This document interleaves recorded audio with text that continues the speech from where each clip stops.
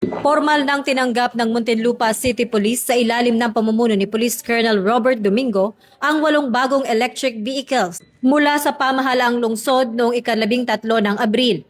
Ayon kay Mayor Rufy Biazon, ang hakbang na ito ay bahagi ng modernisasyon ng kapulisan upang gawing mas sustainable at mabilis ang pagre-responde sa mga insidente sa lungsod.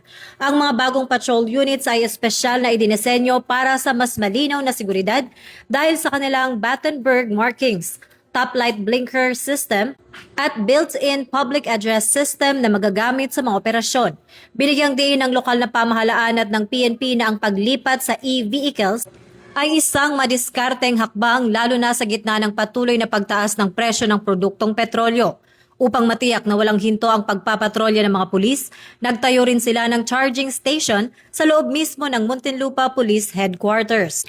Ang inisyatibong ito ay nagpapakita ng kahandaan ng PNP na mag-adjust sa makabagong teknolohiya upang mapanatili ang kaayusan habang nakakatipid sa gastusin sa gasolina at nakakatulong sa pangangalaga ng kapaligiran.